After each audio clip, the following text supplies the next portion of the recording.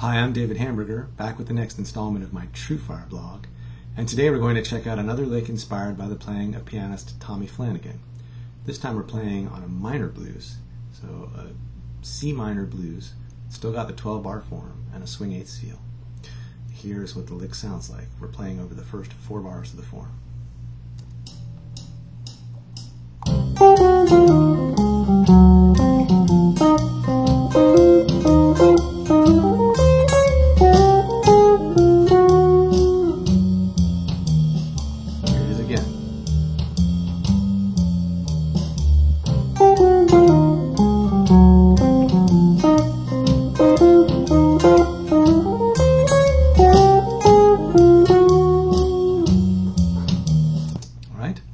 Now, the first thing is that on a minor blues in the jazz idiom, the chord progression is a little different from what you might expect from just playing Chicago blues or something like that.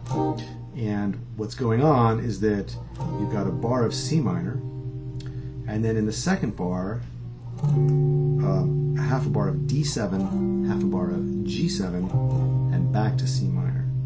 And whether the rhythm section does this or not, often this is what the soloist implies, but usually everybody, well, there's no usually, but frequently everybody does that together. Sometimes it's a minor 7 flat 5 for the 2 chord, D minor 7 or D half diminished, but always a dominant, G for the 5, and sometimes that's altered, or actually pretty much always. And so then you go back to another bar of C minor, or bar 3. And then this, again, may only be implied by the soloist or spelled out by everybody. Bar 4 becomes a C dominant sound, altered dominant, to take you over to F minor, the 4. The idea is that we're going, the C is the 5 of F, and so we can change it from C minor to C dominant to accent the fact that we're making a transition from C to F, or from a temporary 5 sound over to this new temporary, we're thinking of this as 1, so here's 5-1. The wrinkle is that often tunes like this don't even go to the minor 4, they go to the flat 6, which is related, in this case A flat 7. So we do this whole thing of going altered to get to a chord we never get to. We don't actually get to F minor, we go to A flat. But it shares some notes. Most particularly the A flat itself, which is the 3rd of F minor. It's the root of A flat, of course. So that's the underlying structure, and then the improvisation, the soloing, implies a lot of that. And so I'm going to call out the notes that we're playing on the first 4 bars, all in terms of C, but then talk about what some of the harmonic implications are for those notes. Okay, so here's what's happening. We start with C blues or C minor scale. 5, flat 5, 4, flat 3, root. And you can think of that as just C blues or C minor or C Aeolian with a flat 5 chromatic note in there. But then we hit flats 6 and 5, and that really makes it clear that it's an Aeolian or minor sound. Aeolian being the mode that has the flat 6 and the flat 7 in it. And then we get into this, which is happening over this. So in terms of C, we're playing flat 5 to root, and then 4 to flat 3 to root. Sorry. Flat 5 to root, back to flat 5, and then 4 to flat 3 to root.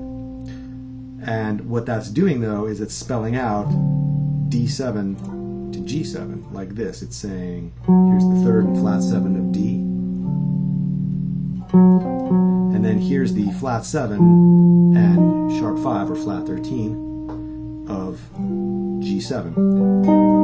So here's root 3, 5, here's sharp 5, or flat 13, the Stormy Monday chord, and then here's flat 7. So we do those 2 notes. So spelling out some of them, like really explaining musically that it's an altered G7 that we're playing. So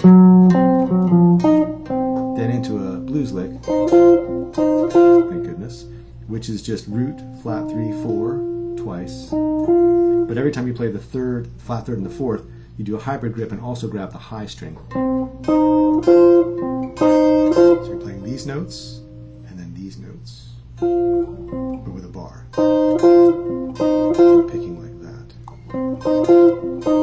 Now we're in bar 4, and we're going to spell out a C altered sound. That's flat 3 or sharp 9 to 3 to 5 to flat 7 to root of C. Flat 9 back to root. Now flat 5, which is like a chromatic neighbor tone, coming back up to the 5th of C and flat 7. And then we're on bar 5 and the A flat 7, and so we play relative to A flat, we play root 5, 6, flat 7, and you're out of there. So that's the whole lick. Here's what it sounds like again.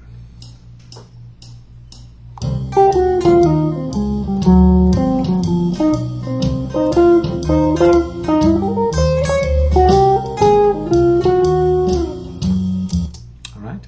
Now there's lots of useful things in there, and again, if you break it up into pieces, there's the chromatic stuff at the beginning that's spelling out the C minor sound. Then there's this lick that's articulating that. The blues lick, double stops, and then the altered sound C7 taking you over to the next chord.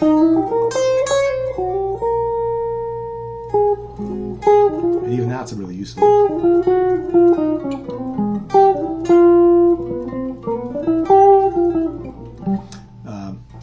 You'd have to alter it to play it over the G, I guess.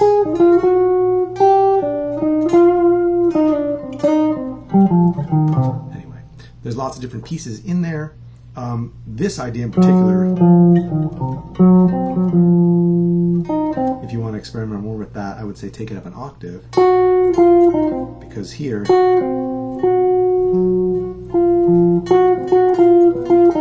you can fold it into the blues licks you're playing almost without feeling like you're playing changes. And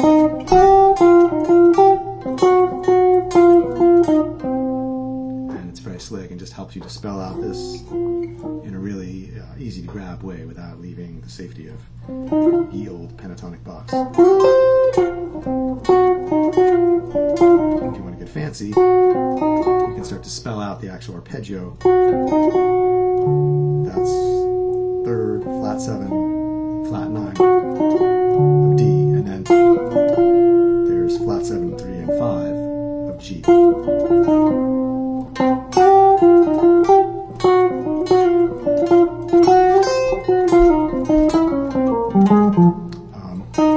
You can grab that major third of the C on your way down, coming down instead of coming down like that. There's flat 9 over here instead of up here.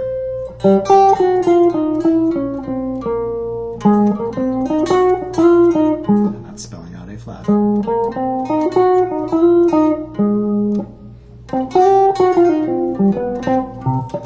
So, a bunch of different ways to negotiate that once you have the basic idea of where you're putting in the alterations, where the chromatic things go, where you're going to spell out the A flat chord. So try the lick and then see if you can break it into pieces and move those around. And I'll see you next time. For TrueFire, I'm David Hamburger.